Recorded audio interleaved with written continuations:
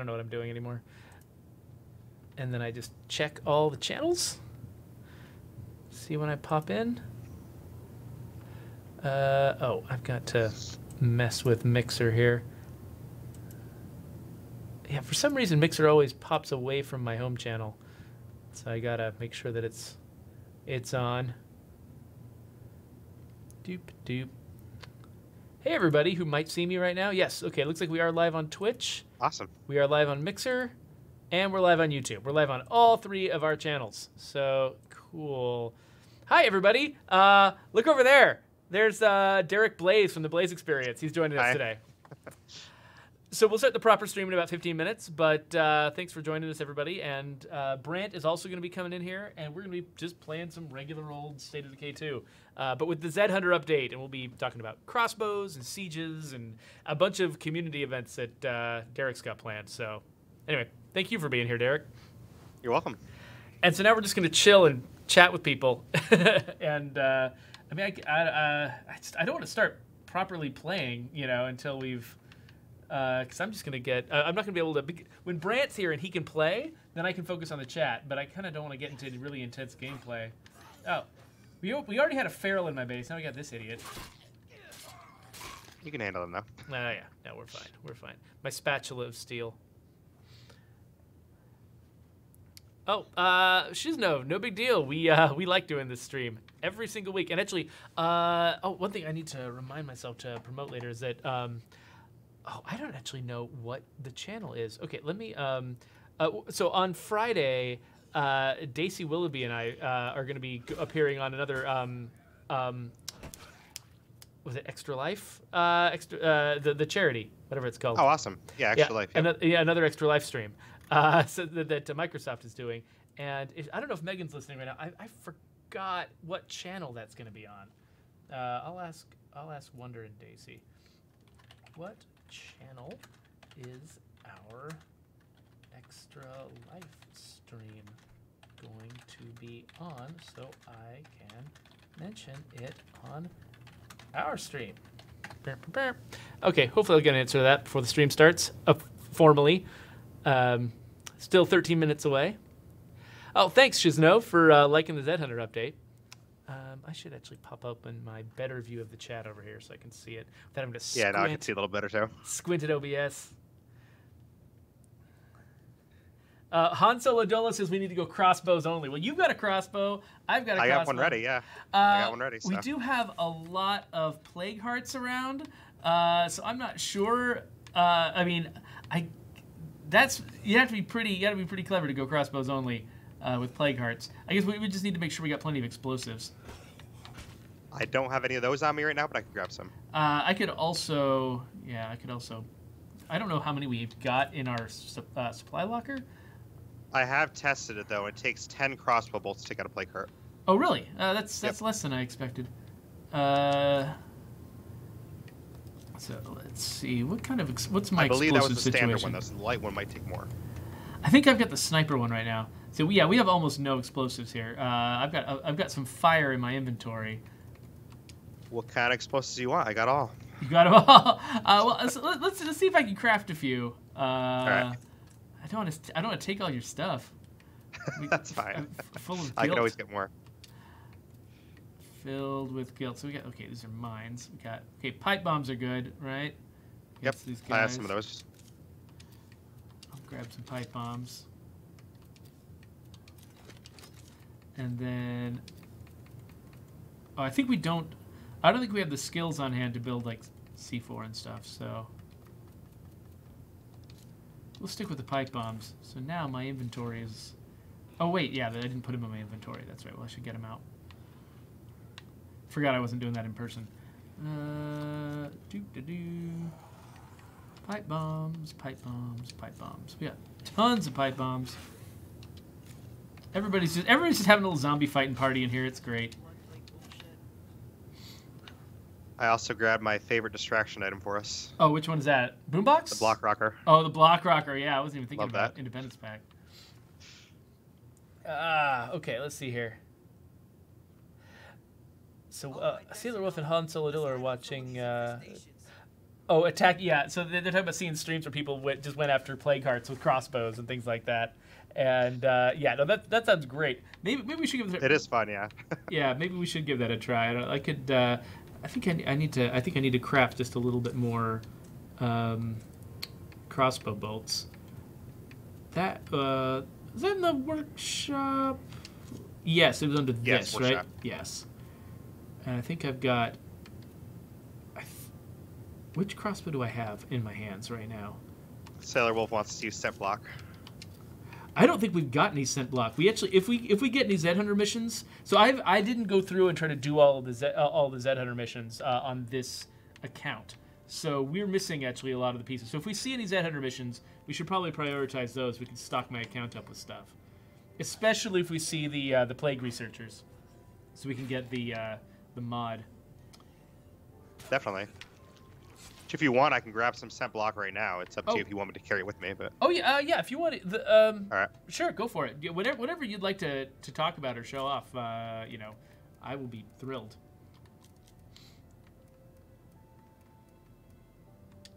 All right, so now I've got See, more I crossbow got 2 bolts. left on me, so without crafting more, I have 2 left. Okay, cool. Well then, I guess we're just gonna chill here with the chat. Hi chat, until Brant gets here. Let's see here. Oh, she I'm hasn't- actually curious. I haven't tried it yet. If I use Zedeye for me, would that affect you as well? I doubt it. I think it only affects the Gotcha. screen of the person who Okay, used that's it. what I figured. Yeah.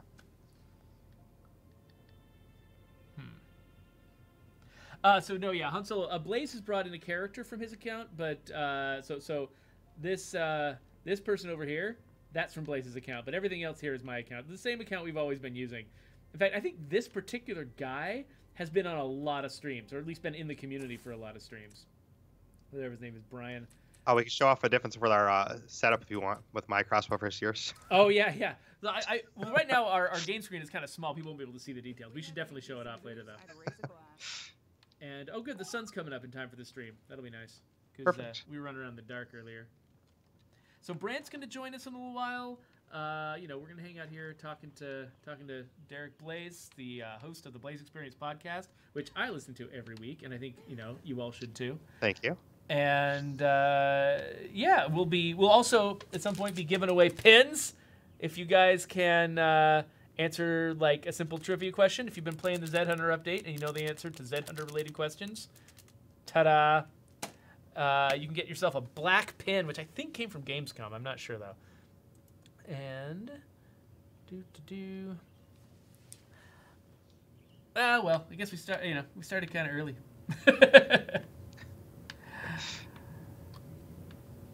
So let's see. Let's have a look at the car situation out here.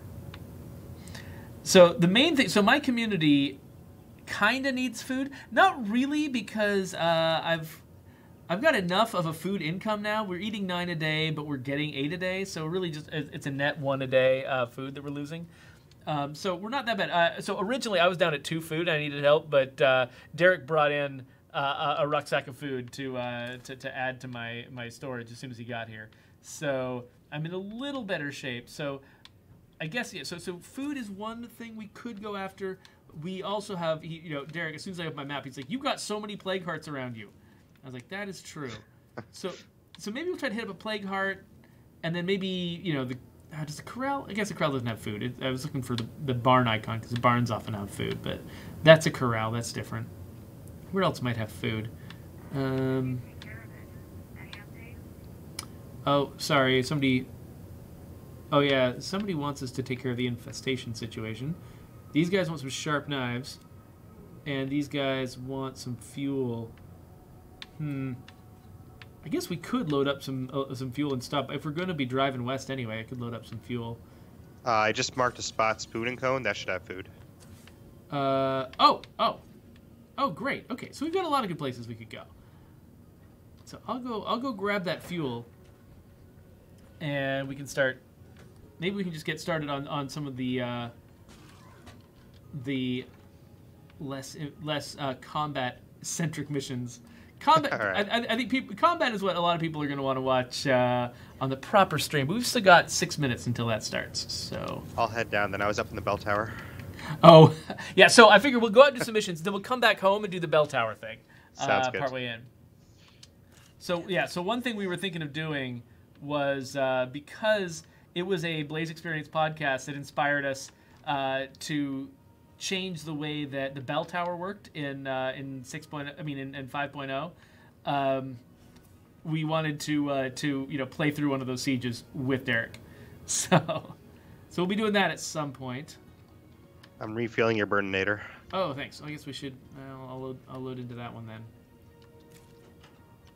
So Brant's got a lot to catch up with once he gets in here. He'll be driving today. So I'll also repair it for you too. this empty seat is here for Brant. Sometime in the next 5 minutes, I think he'll show up. But yeah, we've also been wanting to get more people around the office and involved in the stream. So I think we might maybe see now that Joe Swarner is in the office physically, we might try to get him in here a little bit more often. And oh, hey, here comes Brant. I'm saying that we're also. I think next week the plan is to get Daisy Willoughby in here as our guest. She's a producer on the team. We've never had her on before, so it'd be fun to meet her. Awesome. Oh, hey Brant. I guess I should set this up so that the camera's not inverted, right? That would be greatly appreciated. So if you want to hear Derreck, those headphones are for you. And Hello. Hi, Brant. How are you? Good. How are you? Pretty good. all right. So the plan. So we've been making plans. Go ahead, hit B, and let's open up the map. So our plan that we've been making is the first thing we want to do is go out and deal with some plague hearts. You got a crossbow. We're going to try to crossbow some plague hearts. We've also got a bunch of explosives. So there's some plague hearts out to the west. There's also a mission, a community that wants some fuel. We got some fuel loaded up in the back of the burninator. And yeah, Blaise gonna ride the back of the truck. Is he just gonna ride like that? Okay, that works. All right, I'll get in. I was gonna surf it, but. And then eventually we're gonna try to come back here and do a siege at the bell tower. Because that was a feature that was actually inspired in part by a Blaise XPerience podcast. Awesome. So Should be fun. we are really close. We got 3 minutes before the proper stream starts, and now that Brant is here to play, hey, oh, excuse me, Thank follower. you, Peachy. Do we need to? Let's see here. Where am I going? Am I going to your marker? His marker is one place we can go. We also want. That's where we could get some food. We were thinking of scavenging for some food. There's also plague heart up near there, and then we were going to try to head west after that. We'll roll over and get that. Looks like there's some bad guys after you. There always are. Actually, I'm trying to think. I need to get you. Actually, I don't really need to get your face on this camera very. In fact, I could just move this camera so there's no Brant here at all. Oh, that looks much better now. That would be mean. Wow. Oh, man, there's no Brant here at all. Just me. Hi, everybody. I've got a different camera angle that's actually all about Brant, so we just can't see it quite yet.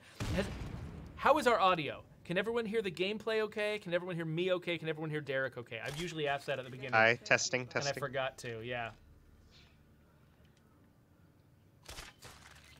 Oh, look, Mark Lautenbach is in the chat, by the way. So if anybody wants Mark. to say hi to How are him. you? Mark Lautenbach is one of our environment artists. He did a lot of work on our buildings and weapons and various things.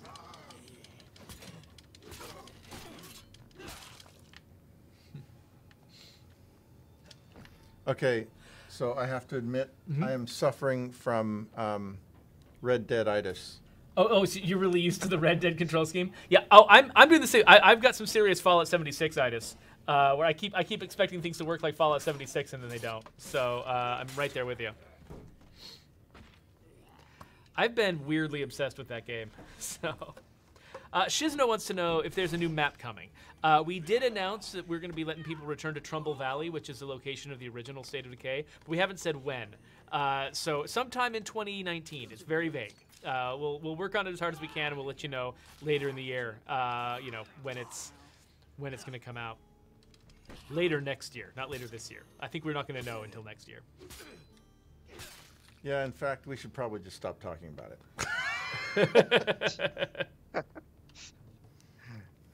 Here. I'd rather not talk about it and then have solid stuff than talk about it and not have anything. X-Blue, I'm not sure what one of your Red Talon characters might be busy. I think there's nothing particular about being a Red Talon character that would make someone busy. I can imagine maybe they got cast in a mission, but without knowing the specifics, I'm not sure. If you have any, by the way, if anybody has any persistent problems, anything that they really need help with, this stream might not often be the best way to we won't have time to give you a lot of help, but support.stateofdecay.com, that is a now very well-staffed help site where you can go if you need any help from our staff here at Undead Labs. So definitely go there. It was built top to bottom for that. Yep, and so you guys probably, a lot of you probably know Jawa Fawa from the Discord. He pays a lot of personal attention to the stuff that comes in from support.stateofdecay.com. But guess what? It's 1 o'clock, so we should do the actual proper stream here. So Moment of silence. Yeah, a little moment of silence, and we'll come in properly.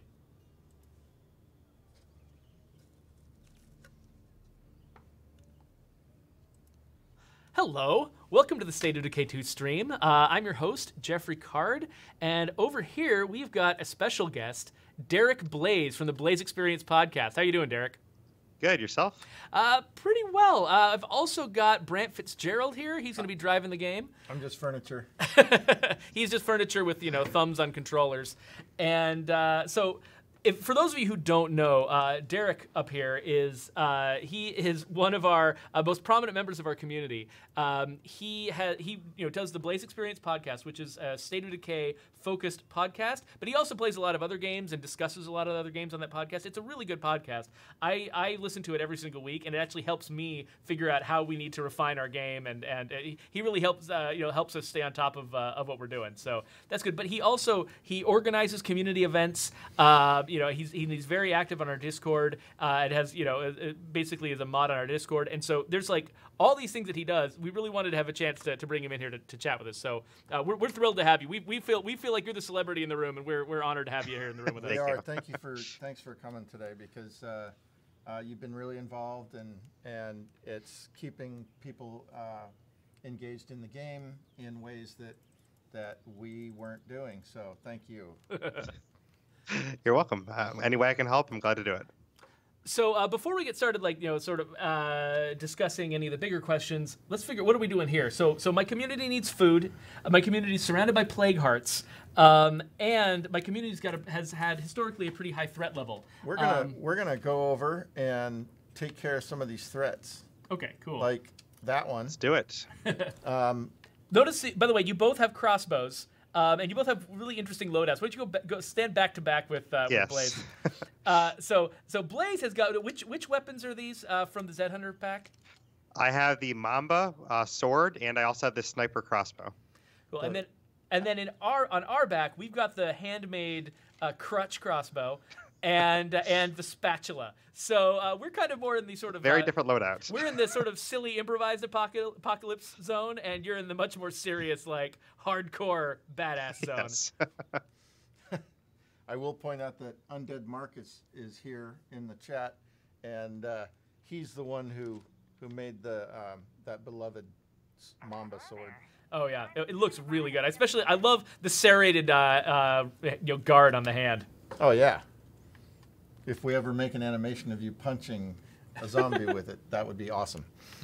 But all right, so what do you say we go use our crossbows to take out a plague heart, which let's do it. On the surface sounds really foolish. You've also got a bunch of pipe bombs in case you run into trouble, and some distractions. Oh wow, you've been. Check out these beautiful icons on the ground. The new Zedhunter improvement there. That's actually, honestly, my favorite thing from Zedhunter was the fact that we've got these icons that help you figure out what you've dropped on the ground. Which it seems like a minor thing, but man, it's a kind of a lifesaver for me. When it kind of snuck in too, like a programmer just realized, hey, I could do this, and then just did it, and the rest of us like, whoa, you just made the UX of the game much better. You are so cool. I just forgot which programmer it was, but it was an awesome person who works with us. You want to have some fun, Brant? Depending on your definition of fun. You want to use a block rocker? Oh, crap. Yeah, let's do it. All right. I'll drop it down right here. I love using those. I love the block rocker. So Jesse Baker on YouTube is asking us if we can get the technician outfit. So we just with Zedhunter, we added the classic Red Talon outfit to your recruits, and they're asking if we can get the technician outfit too. So far, there are only 2 technician models, and so actually that would get pretty boring. You'd have a lot of very identical people. But I'll write that down, because if we ever do go and expand our list of characters, that's not an unreasonable thing for us to consider. Did you see the heart yet? Oh, I was just... You're just killing zombies. Yeah. Heart's in the bathroom. The block rocket doesn't last forever.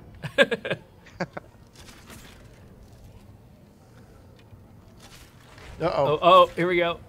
It's progressing. It's calling for help. All right, I'll keep shooting.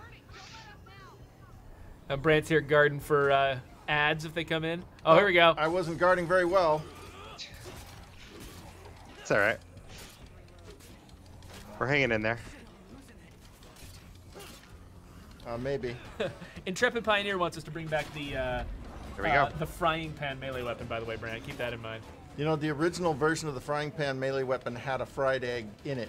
What? Yeah.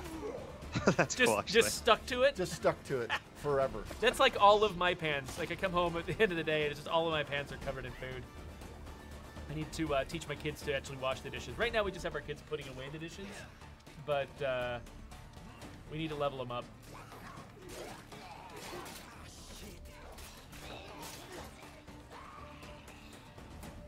We took it out with only crossbows, so. So that's pretty amazing. Those are some very powerful crossbows. I was really close to throwing a grenade on accident, though. That would have been hilarious. So Shizno Elite is having the same problem that you're having, Brant, is that Red Dead Redemption 2 has taken over their life. And it did the same thing for me for a while until Fallout 76 distracted me. Very different games, but Fallout 76 really has been scratching an itch for me. Yeah, so every time you see me jump like that, I'm really trying to sprint. You're hammering the A button, like... Hammering away on the A button. So I did notice a infestation that we should go take care of. Yeah, I just marked it. We can take care of that. Oh, perfect. You're way ahead of me. All right. Asgard is wondering if Blaise has blood plague or is injured or something. Apparently, he doesn't think you're looking too good.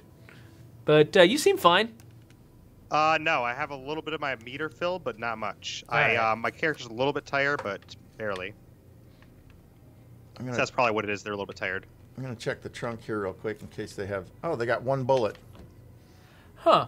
Tag Bradshaw asks if there's any way for us to show the color of the colors of backpacks when they are in your inventory. Oh, before you put them on? Let me take a note of that. I think that's it's a big... That would be an enormous, boring job, but we could probably put it into the text. Let me make a note of that. I don't know if we'll have time, but that's a pretty easy thing. Is there so many zillions of backpacks in the game? The tech that we use to recolor backpacks might not be exposed to the system. We'll have to see. I think I can get a preview of it. If I can get a preview of it and go through without having to actually put on each backpack in the game and then write down what color it was, if I can get away with not doing that, that might actually not be that hard to pull off. Because like I said, I've been playing Fallout 76, and one thing that is really rough for me is I've got 4 different suits of power armor, and nothing in the inventory tells me which one I've got highlighted. So I always have to get all 4 of them out, pick the one I want, and then put the other 3 away. And I imagine backpacks are really similar to that. So there are some really nice backpacks. So I have one backpack that has the State of Decay logo on it, which is cool. That's cool. All right. Hey, we're blowing this town. Guess that makes it your lucky day.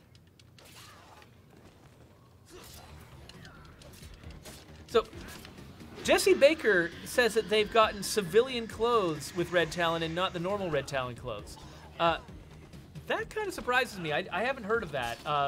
We did just unlock a second option with Red Talon that lets you choose their old school uniforms and not the balaclava. So if you use the classic recruit option, maybe you got what felt like civilian clothes. But yeah, they should always come in uniform. I would be really surprised if that's changed. But if that's an issue, definitely let us know via support.stateofdecay.com. There you go. Which is our new portal for telling us when crap is wrong. So, oh, you know what I forgot to do?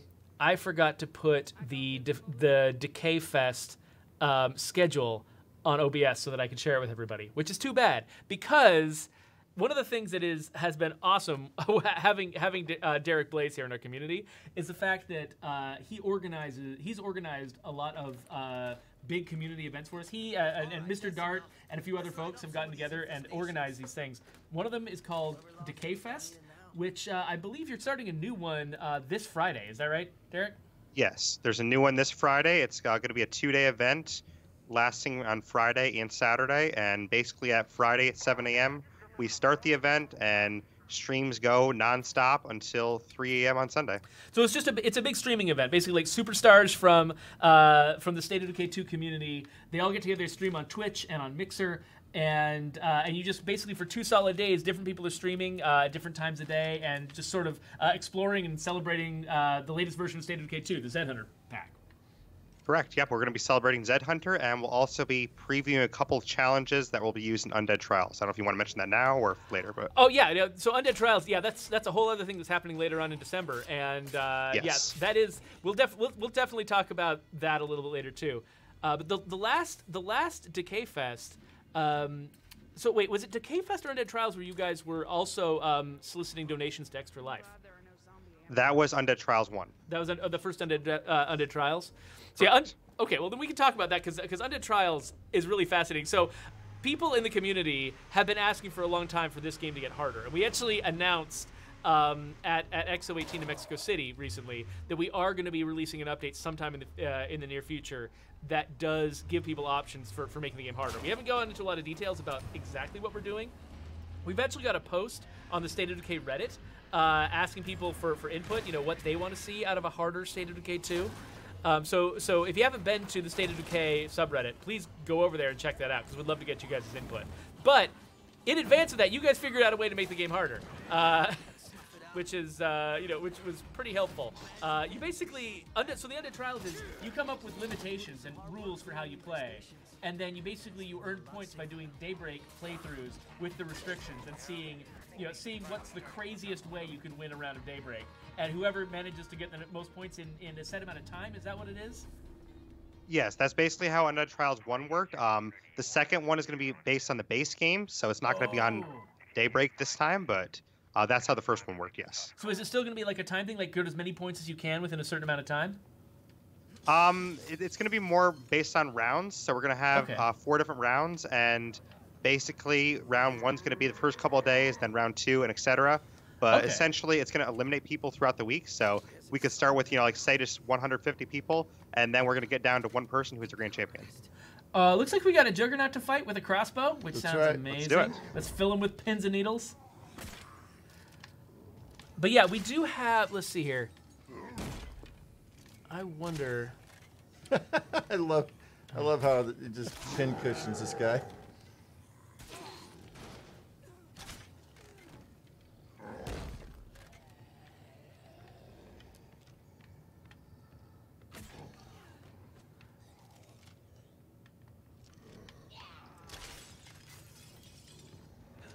So one thing with this crossbow is it's very slow to reload. Yeah, that's true.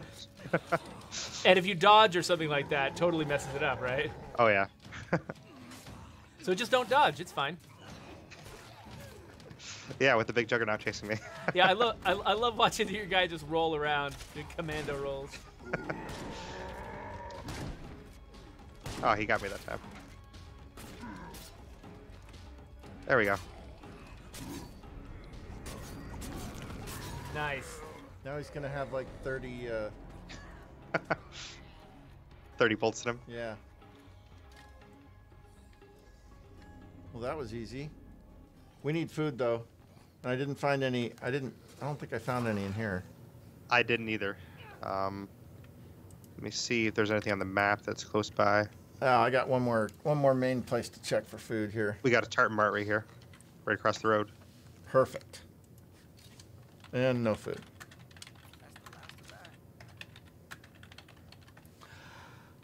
So, by the way, so if anybody who's in the chat right now wants to get involved with Undead Trials, you don't have to like you don't have to be one of the hardcore folks who who like Ace's Daybreak with solo with just melee weapons or anything like that. Like anybody who wants to can get involved with this, and so we can post a link in the chat to send you to the information for how you sign up and get involved with Undead Trials. If you've I think the way you put it, Derek, was like if you've played the game for 5 hours, if you've played it for 500 hours, it doesn't matter. Everybody's invited.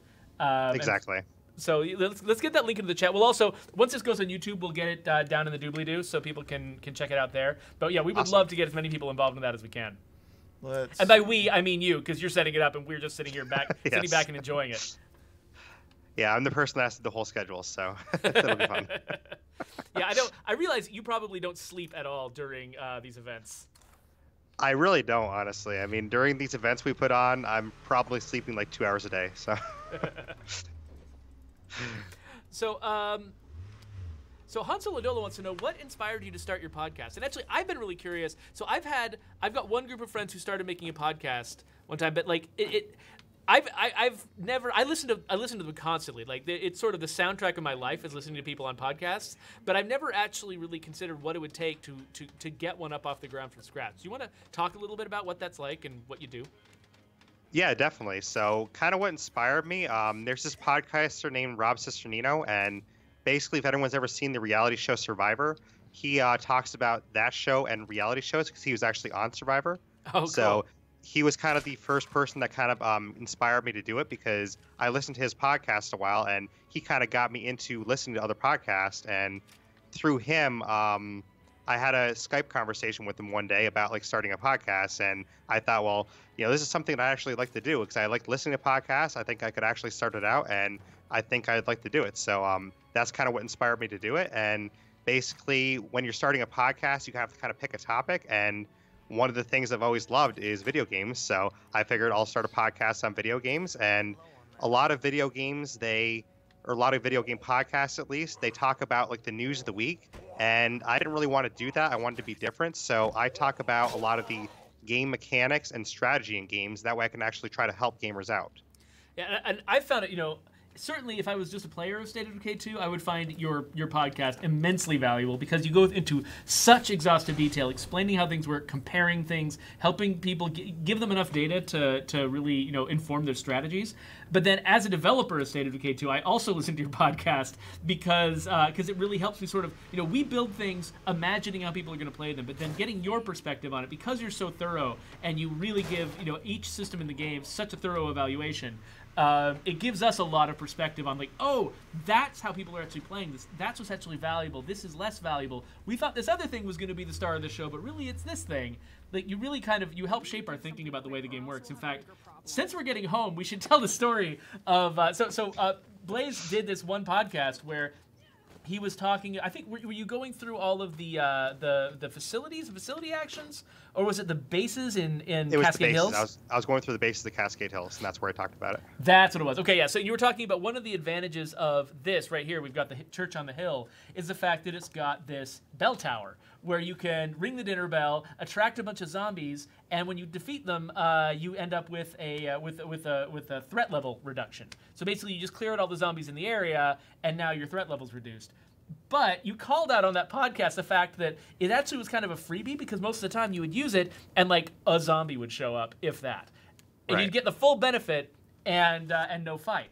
And when I listened to that, I realized, I went and I talked to Brian Giammi, who's our facilities designer, and among other things. And we talked about the fact that basically very, very late in development, we got the ability to trigger missions with facilities. But when he implemented the bell tower, we didn't have that ability, and so he couldn't make a proper siege happen at your base because that's all mission driven. It's basically treated like a big mission, and so he couldn't make it. So what he did instead was he had hacked it so that he just made a really loud noise at the base whenever you triggered the bell tower, and so he would if there happened to be zombies around, they would all get attracted into the base, and you could fight them, but that was it. But now that we had the ability, but after I listened to your podcast, I went and talked to Brian. We realized that now we actually could trigger missions with facilities. And so we could go back and completely redo the way the bell tower worked, so it actually summoned one of the sieges that Leah had created. So that's what it does now. So now instead of just making a noise and hoping there are zombies around, we actually trigger a proper siege that spawns its own zombies in waves. It's got people talking to you on the radio, communicating about it. There's a lot more going on. And it's a much more interesting experience. In fact, it's so much more interesting, we needed to actually up the benefit of it. So now it actually reduces the threat level even more when you do it. So do you guys want to do one of these sieges? Yeah, let's do it. Let me load up a little bit.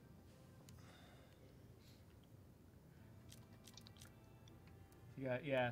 I think the last time I used Jacob, I was planning to repair our cars and then I forgot to. Here, I'll switch characters. Use somebody else for the siege. I'll use my guy with the shotgun. It's actually kind of amazing how many things in our game, because we kind of came right down to the wire, right before release. There's a lot of places in the game where we use the mission system to implement something that normally you might treat as its own special separate feature. And sieges are one of those things where basically we already had a mission system that could do all of this stuff. It could generate waves of zombies. It could cause people to talk to you and deliver dialogue lines. And it could find your base and spawn things around your base. It could do everything we needed. And so rather than coming up with a separate siege system, Leah just built a bunch of missions that were siege missions, and then we triggered them, using the same kinds of criteria that can trigger other missions. And it actually works really well. And so that's what we're going to see here once you all right, once you kick it off. Are we ready? I hope so. Let's do it. Let's see. Let's see how this works. Hear the bell tolls for thee.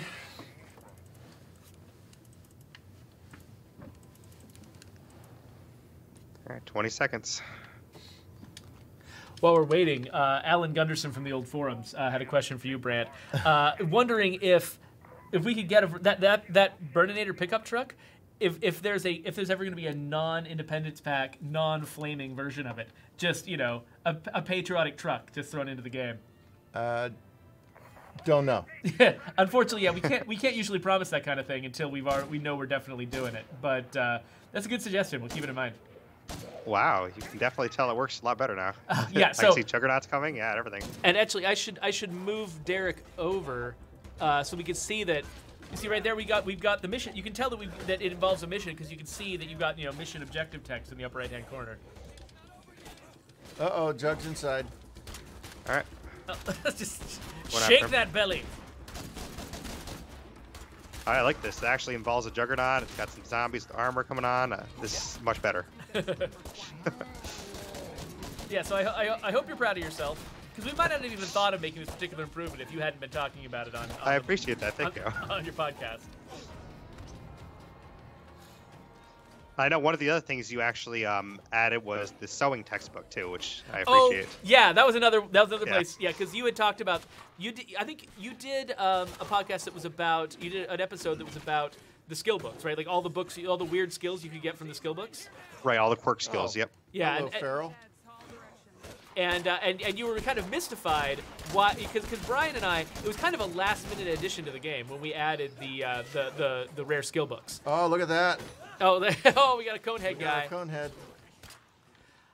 So the skill books were a last minute addition to the game, and so Brian and I sat down, we looked through the skills, we're like, oh, which ones do we think are the best ones? The most interesting ones. We'll put those in the skill books. And we missed sewing, and you caught that sewing was at least the same caliber as the other skills that we got books for. And yeah, definitely. You called it on your podcast, and so I heard that and made a note of it, and the next time we added skill books, we're like, well, let's just sneak that one in. We can do this. No, sewing is a great skill, and I love having that skill. And so, and the reason that you liked it was because it gives you deeper stacks of like consumables and like painkillers and explosives and things like that. Okay, I haven't played this before. I mean, since we made improvements, and this is a lot more fun. Yeah. It truly is. I mean, It is, yeah. Yeah, because we've been playing a lot of other games lately. In fact, Hansel Adola wants to know how much has the other games we've played, how much does that inspire our work on State of Decay? Because you've been playing a ton of Red Dead Redemption 2. I played some of that. I've been playing Fallout 76. I would say, so it's interesting. Usually you can't point exactly to what influence caused you to do something. Oh crap!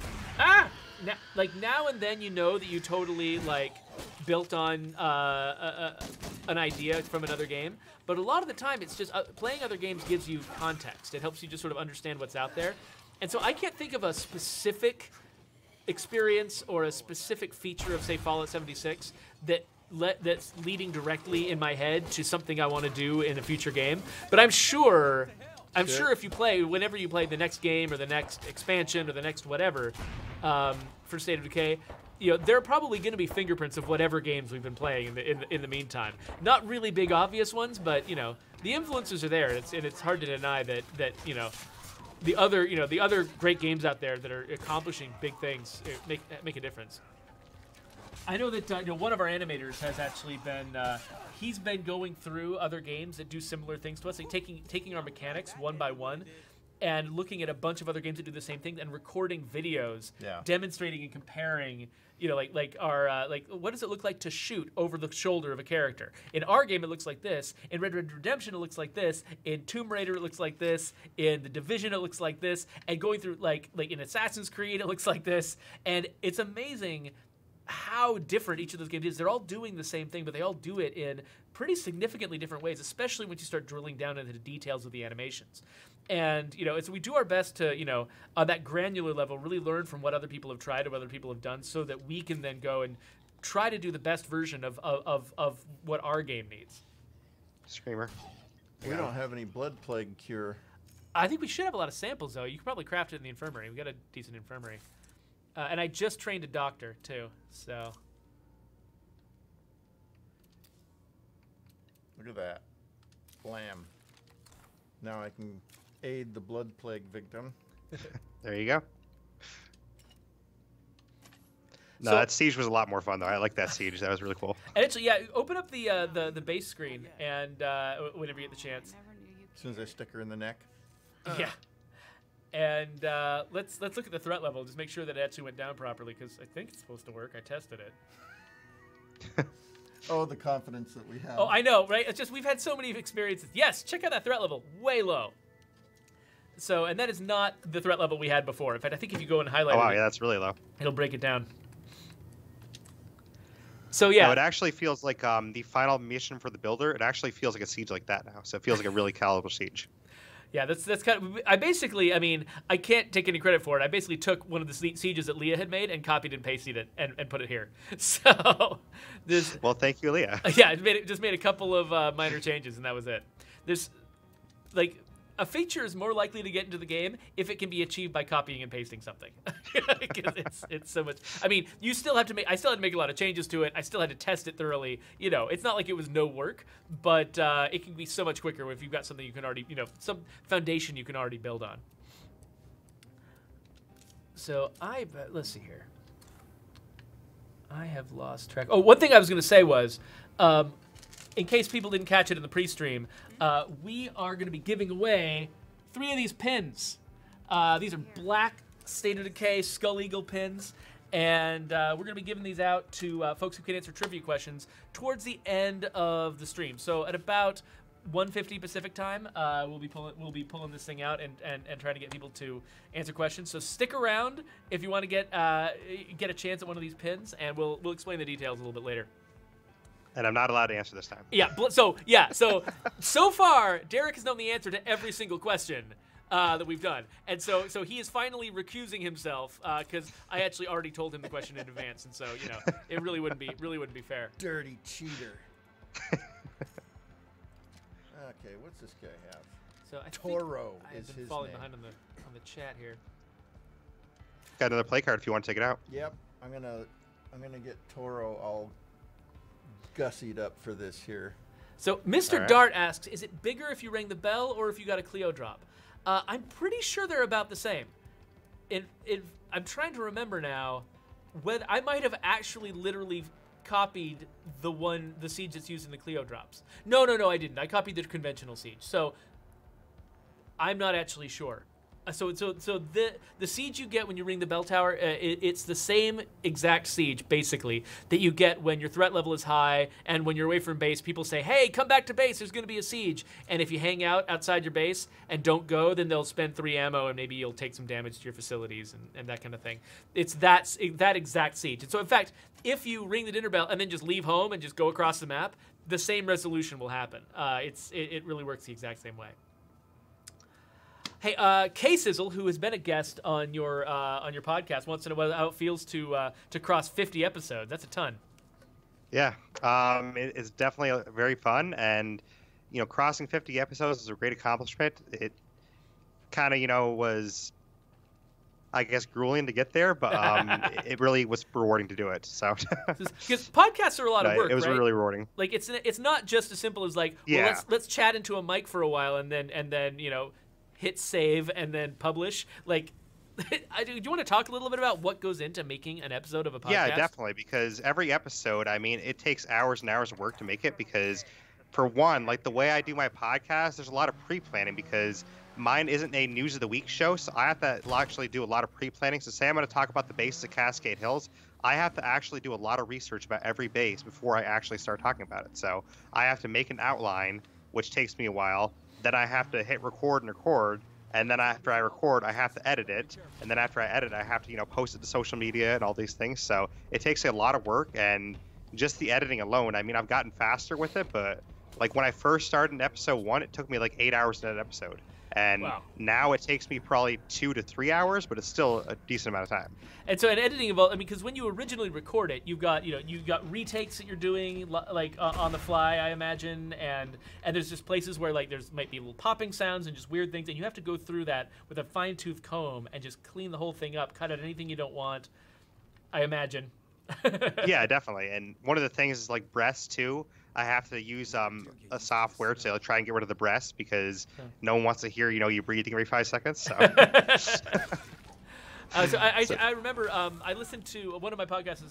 Podcast I listened to is "Delete This" by Hank Green, by Hank and Catherine Green. And I think a couple episodes ago they accidentally released their raw audio instead of their edited audio. Okay, I'm laying down C4. Nice. And so you can hear them like just sort of wandering around, chatting with each other, ruffling through papers. Like they'll stop the podcast for a second to just talk through, the next thing they're gonna do, or like do research on the internet. And they're just doing all of this stuff live. I'm listening to them like, what is going on? Because it took me a while to figure out that was what happened. That they accidentally released their raw unedited audio. But like they were even talking as though the theme music was playing when the theme music was not playing and stuff. It was really interesting to listen to. So it made me appreciate the work that goes into making these things. Yeah, definitely. And there's some podcasts that actually release it unedited on purpose, and it's mostly because a lot of people, they don't want to spend the time editing, or they don't know how to, and it's definitely a lot of work to learn that on the fly, because I'm not someone that knew how to edit before I started it. I just kind of, taught myself, and when you do it that way, it takes even longer to learn it. So, well, I guess so. Anybody who wants to go check out the Blaise XPerience podcast, by the way, if you haven't watched it already. So Blaise XPerience, that's how it's spelled. You can see that down below his name. That's his Twitter handle. But the Blaise XPerience podcast, it's spelled like that. And if you look that up, we can actually post a link to it probably in the chat, and we'll definitely, once this goes on YouTube, we'll put a link down in the doobly-doo, so you can scroll down and find that. Really, seriously, if you're into State of Decay at all, check out his podcast. It is full of detailed, thorough information that can inform your strategy and make you a better State of Decay 2 player.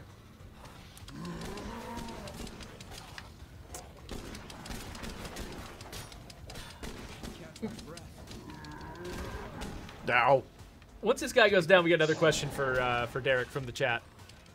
Yeah, definitely.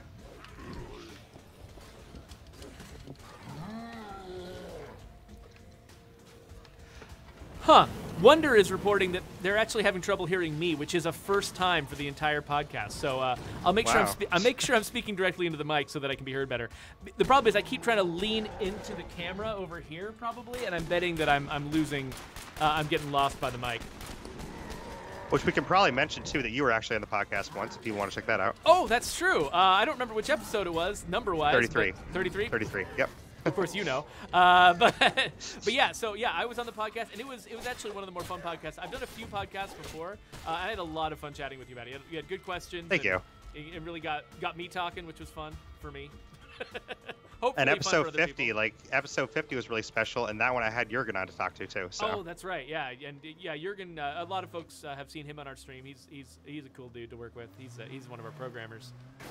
So Mr. Dart actually wonders if you've got a favorite episode of all the episodes that you made, and I think he might be trying to get you to say that it's the one that he was on as a guest, or.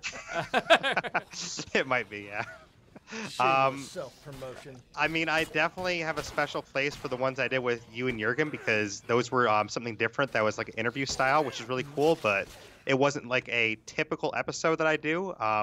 So if he's talking about a typical episode where I go through like a lot of strategy, mechanics, and things like that, I would probably say, I'm sorry, Mr. Dart, but I would probably say episode 26, which is the first time I had Maris on, and we kind of talked about all the facility mods, and I think that episode went really well. And the reason why it's kind of my favorite is because Maris at the time, he had some different takes on facility mods than I did, and we kind of, argued back and forth about them a little bit in a professional manner, and we kind of like gave our opinions, and it ended up being a really cool episode that I think it was one of the longer ones too. It was like a 2-hour episode, and I really love how that episode turned out. So that was like one of the first times I had a guest on, and Maris did a great job on that. Yeah. Not that, other guests didn't, but it's just one that's always kind of stuck in my heart because it was like the first time I had a guest on, and I think it went really well with the conversation.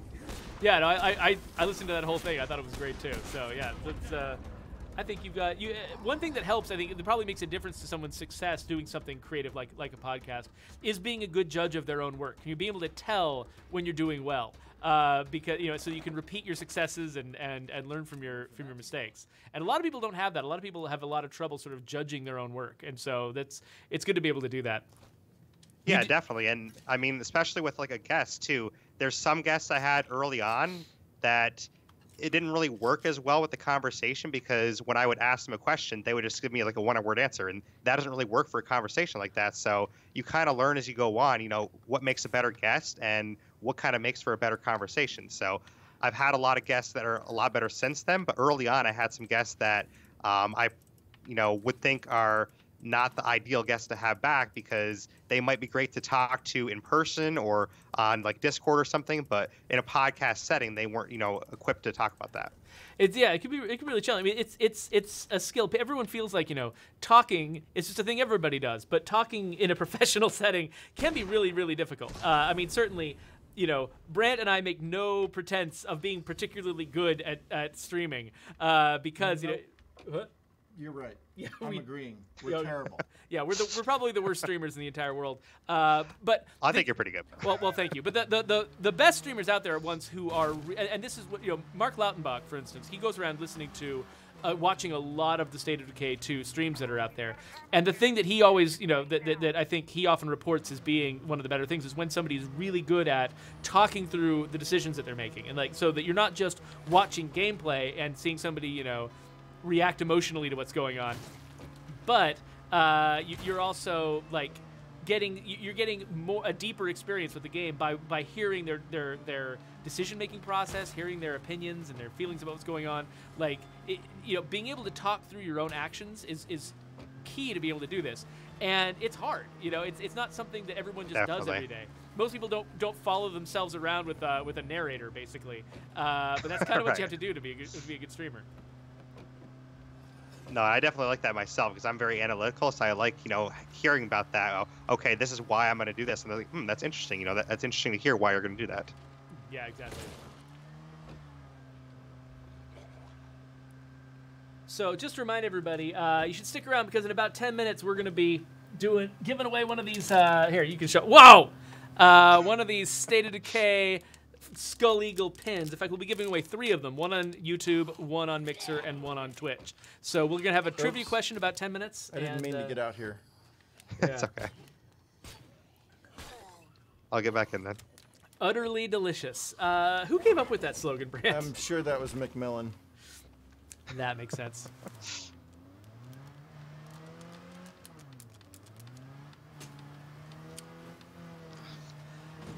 So yeah, there's Bronto Gas. Microsoft was really nice and sort of stopped by with a lot of their extra swag that they had from previous trade shows and things like that. They brought like a big stack of boxes that are over in our lunchroom right now. So these pins were part of it. So over the next several streams, yeah, we're gonna be. Huh? Look at that sweet ride. That is pretty great. Oh wow! I said pretty great looking at the Brogan, which of course I assume you like the Brogan for personal reasons, but yeah, no, that white car. What was the model of that car again? What was it called? Which one? Brogan Trekker. The white one. Muscle car. I can't remember the name of that. We should find out. You should take that one out of here. I'll just walk over to it. Except I'm really hurting. Yeah, I'm inside fighting these guys. I took out one of the streamers and one left. That's right. It was an homage to Mad Max. Oh, of course. It's called the Maximilian because of Mad Max. That makes sense. I got to jump out the window for a second. Ow. So, Coconut Kid points out, let's all be thankful that that car audio blowout is fixed. Hey, remember back then when you couldn't play the game without Yes. without your ears exploding and then having no audio? Man, those were crazy times. So glad that's over. We were sitting here literally like freaking out for like how long did that last? Like a month or something before we were able to figure it out. That because we thought we fixed it several times, and it was an incredibly difficult bug to find. To find the actual, there was apparently a couple different causes. Yeah, and so eventually we got all the right people in the right places with a really nice reliable set of reproduction steps, and once we got everything in the right place, we were able to actually fix it. But yeah, that's one of the things that I'm really glad to be working in this era of game development, where if you ship with a bug like that, or introduce with an update a bug like that, you can always come back and you can fix it. And so it gives us a chance to make this game bigger and better steadily over time, which I mean, there are definitely people who have a lot of nostalgia for the era when you could not release a game until you knew it was perfect because you knew you could never ever fix hardware, when it was cartridges. Yeah, right? It's like there's no way to patch a cartridge, but at least an old school car. I guess actually the Switch has cartridges and they do actually release updates, but whatever. I mean, back then there was no way to patch a cartridge, and or even. I mean, games. Yeah, even like a lot of the early DVD games, you couldn't do it, but. The point is, that was great, except that if you did release something that had a bug, because sometimes you get bugs that it's just impossible to find them, or you don't know, you don't realize how often it happens until you've got millions of people playing your game. Yeah. And it's always going to be possible to release something that has got a problem, and so having the freedom to go in and take your game and make it better, I feel like I'm always going to be grateful that's the area that I'm working in right now.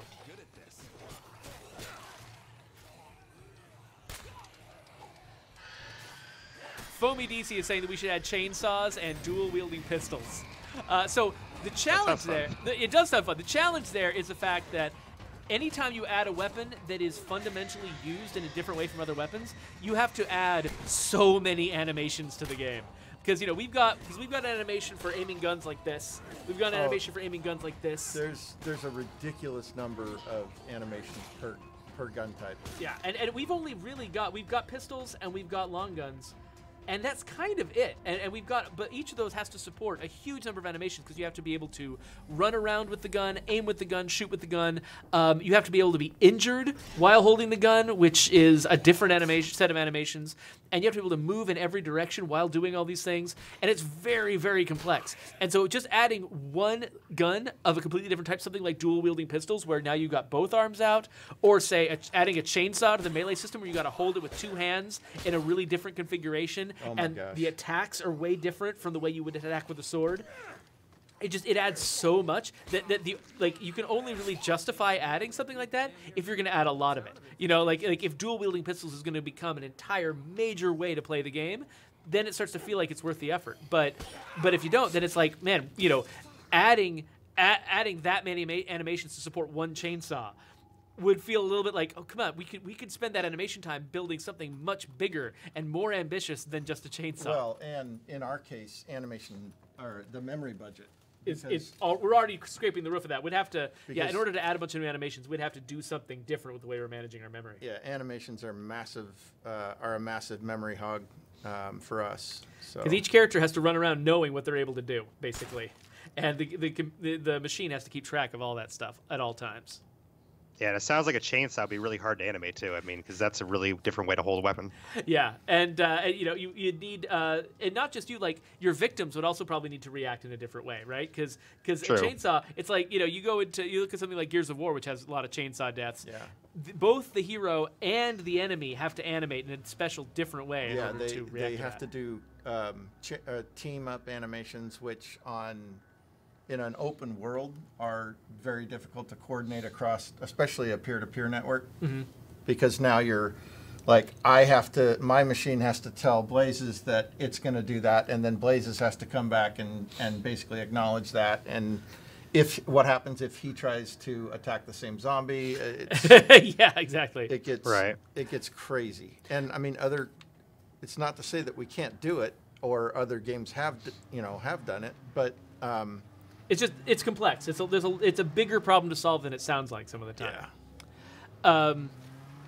So Matt Sisko asked about heavy weapons coming back. So that's actually a favorite. One of our animators is really into the idea of trying to get those heavy weapon animations into the game.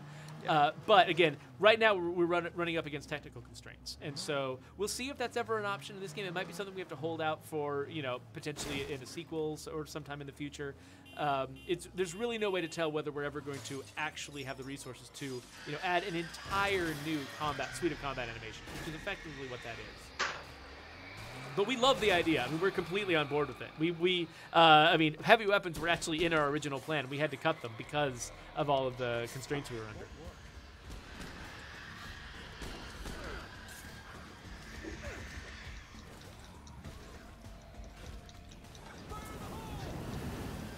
So, Wolfman, I don't know if it was you that brought up the issue with crosshairs now going away when you turn the HUD off, but I think somebody on Discord brought that up too. I don't remember if it was you or not, but I definitely heard that.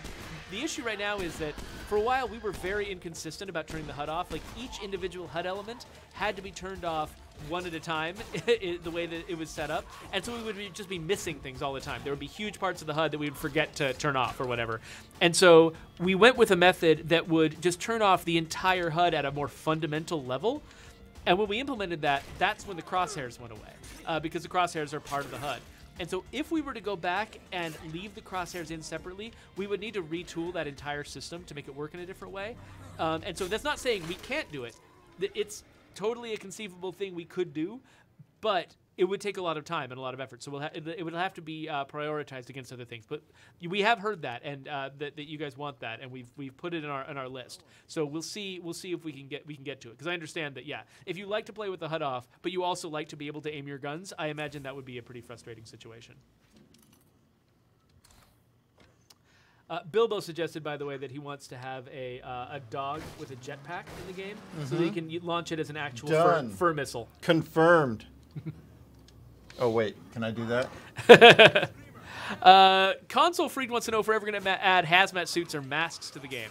I think if we were to do that, we would need a really strong reason to, you know, an environment where that was required. So we'll have to see if that ever happens. I mean, I guess if you're right next to a plague cart, you temporarily might want one. If you're running into a lot of bloaters, you might want one. Somebody's stuck in the car. There we go. I know that's how it worked in Breakdown when we had the hazmat character. That their main thing was that they were immune to bloater gas, but yeah, we're not quite there yet.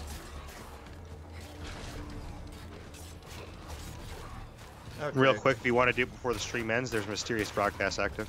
Oh, yeah, let's, when you guys are done with combat, let's go check that out. Thank you for noticing that. Because, yeah, if we can, I don't know which mysterious broadcast it is, but if it's the Plague researchers, we can get ourselves a facility mod that lets us make Zedhunter stuff, which will be good. And then, in a couple minutes, we're also going to do our trivia question. Is it a question I'd get? Probably not. No, I think you probably would know this one, actually. But don't answer on the air.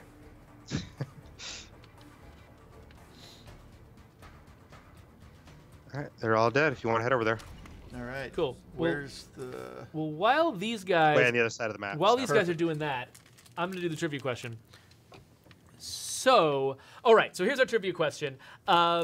You notice that with the Zedhunter pack, there's been a bunch of new weapons added to the game, a bunch of new melee weapons, and of course the crossbows. There's a few handmade, simple crossbows, but there's some really fancy, high-end, crazy, crossbows. So those silent melee weapons and the crazy crossbows, all of their names start with the same word.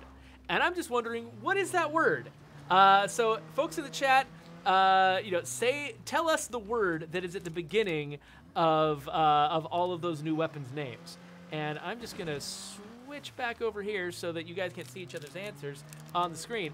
But if you get it, then we've got this lovely pin for you. So it's not necessarily gonna be first come, first serve. On YouTube and on Mixer and on Twitch, we're gonna look at the first dozen or so answers and pick randomly amongst those folks to find the winner. And so there's gonna be a winner on YouTube, a winner on Mixer, and a winner on Twitch. And we'll send out 3 of these things. You can chat with Megan to figure out where we're sending this. Share your address or whatever. Do that a little bit offline. Yeah, don't post your addresses. Hey, don't post your address in the chat. That's not gonna be a good idea. But so Handy Dandy 02 on Mixer is asking, hey Undead Labs, can you make a hard game? So I believe that we can. In fact, we have committed to at XO18. You might not have noticed. We announced that there's going to be there's an upcoming update to State of Decay 2 that's coming out in the future, where we are going to address people's issues with the difficulty of the game. We haven't gotten into any detail about exactly what we're doing, but if you've got opinions about it, we've actually, if you go to the State of Decay subreddit, we've actually got a post up there, and I think Megan has been posting links in the chat to this thing. If you want to go and participate in the conversation, go to that subreddit and talk to us about how you'd like to see the game get harder. Because we're working on that now. We've really heard the cries from the community that they want the zombie apocalypse to be deadlier than it is, and so we're gonna answer that call, but we'd love to get your input on it.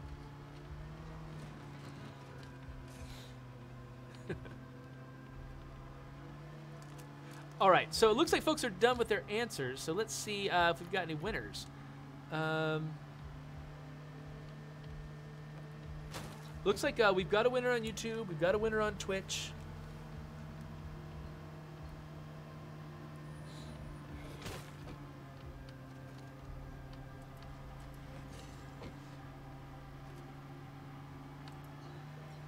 So while we're waiting for the last winners to come in, Bilbo has a question. He asks, how did we eventually find the audio bug? Where did it come from and how was it fixed?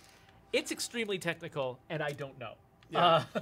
So Brand and I are both flighty creative types. We are not the technical people who get into the guts of the game and figure out how everything works. It was something that was deep down on a level where it was like where the game talks to the hardware of the Xbox. Yeah, it is so deep in there that there's no way Brand and I could ever understand it or explain it. But it did involve consulting. I mean, we had the advantage eventually of the fact that we have a very close relationship with Microsoft. We are now part of Microsoft, and we involved a lot of folks who were over there on the Xbox side to help us figure out what was going on, and that made a big difference. So we're glad to be a part of the Microsoft family here, and it was. I think that probably made it easier for us to get to the answer. Okay, so we do have some winners. So let me see here. Go back to this one. So I marked it, Brett. So we've got on YouTube, our winner is. Oh, actually, before I say that, the answer you can see it. Actually, you can see it right up there. The answer is Echo. So all of them start with the word Echo. So lots of people got the right answer. The people amongst the early right answers, right. The random selections we made. Okay, sounds good. Are Matt Cisco on YouTube. So Matt Cisco, you're going to get one of these. So you can chat with Megan about that. Del Z Slayer. So we love Del. Way to go, Del. Del's one of our favorites, so she gets this. Del's awesome. And then M4 Droot on Mixer also gets one of these. Congratulations. So congratulations, Droot. Congratulations, Del. Congratulations, Matt. You guys are awesome. And let's get back to the game.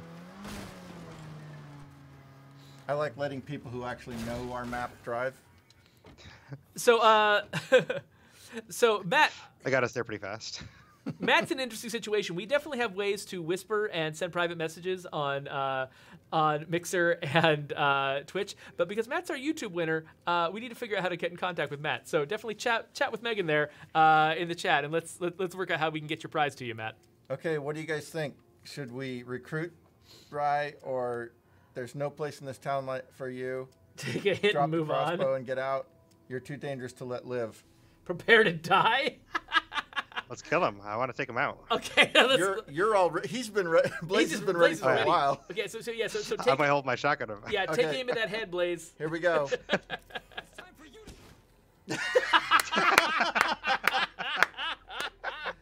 That's horrible. Wow. That was fast. So That was fast. I am so relieved that we did implement death cutting off someone's dialogue, because that would have been really awkward if it died and kept talking, which is totally what could have been possible at some point early in development of the game. Oh, I'm gonna switch. I'm gonna take his fancy new Echo C2 Tonto. blade. Ooh, the Echo. Oh, wow. Yeah. That must be a really fancy thing if it says Echo at the beginning. As I take care of all the zombies out here. Oh, yeah. That's fine. I'm just looting the dead. All right, you're clear now. I saved you, Brett. Okay, so we've only got 6 minutes left, and so I want to really make sure that we drive home some of the stuff, the upcoming stuff that you've been setting up for us, Derek, for basically for the entire community of State of Decay. So starting this Friday and Saturday, you've got the new Decay Fest, right? You want to remind people a little bit about what that is? Yeah, so basically Decay Fest is an event that celebrates a new content update in the game, and this one is celebrating Zedhunter. The first Decay Fest celebrated Daybreak when that came out. So basically we're going to have 48 hours, of streamers just streaming Zedhunter stuff, and we're going to be using crossbows, and we're also going to be kind of previewing some challenges that are going to happen in Undead Trials, so I can go over that now if you want. Or... Yeah, actually, yeah. So Undead Trials, that's later on. That's like December 9th? Yes. So Decay Fest is this Friday and Saturday, and then Undead Trials is December 9th to 15th. It's going to be a week-long event, and this is a competition-based event. So the first competition, as you mentioned earlier in the stream, was on Daybreak. This competition is going to be in the base game, and this is a competition that anyone can join, whether you played 5 hours, 500 hours, it doesn't matter. You can join this competition. And basically, we're going to have little mini games in the competition. So say we had 100 people enter. We're going to take that 100 people, and throughout the week, we're going to whittle that down. And then at the end of the event, there's going to be one grand winner. And if you want, I can unveil the prizes for everyone. Yeah, whatever you feel comfortable doing. I don't know if it's a secret or not.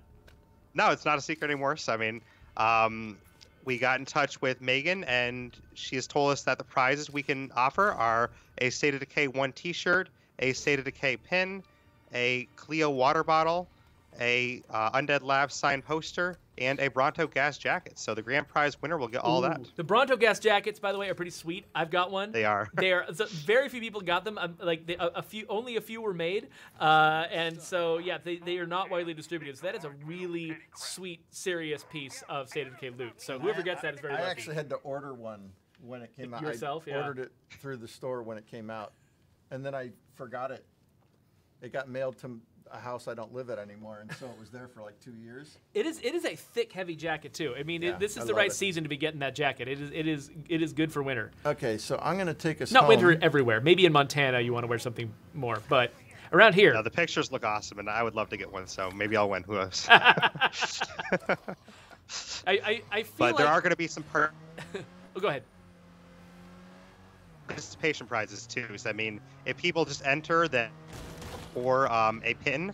So if you enter, then you'll get into a drawing, and basically we're going to do a drawing for people that enter, and somebody's going to win either a t-shirt or a pin. Cool. That's awesome. Well, so thank you so much for setting up all of these big events, and especially and also just for all the work you do on that podcast. Because like I said, it has been an invaluable tool for us. You know, it's a good. You know, there's a lot of people in the community who are all speaking to us kind of all at the same time. And we're trying to develop better tools for getting good feedback from the community so that we can respond to it and we can give people, you know, the changes and improvements and additions to the game that they actually want. And so so we've got support.stateofdecay.com. So if you have problems with the game, that's the best way that you can report them to us. That the information that you send to us goes straight here to Undead Labs, and we're able to respond to it pretty quickly. Yeah. If you know, you can go join our Discord, which I believe that we often post links to the Discord in the chat, and it's going to be in the doobly-doo of the YouTube video. You can come to our Discord to talk to us, and there's devs who hang out in there, and a lot of people in our community, including Derreck Blaise, is pretty active in the Discord. And then honestly, I think the Blaise XPerience podcast is actually one of the other really important vehicles that I use to get feedback on the game, because Derreck is so thorough and he talks to so many other people in the community that he provides a really good perspective on the strategy of State of Decay, and just a really thorough, in-depth analysis of how the systems work and how all the content comes together. So it's a great podcast. Folks should check it out. I don't know if Megan's in a position to post the link to his podcast in the chat, but we'll definitely also put a link to it on YouTube. So folks watch this video later, they can pick it up.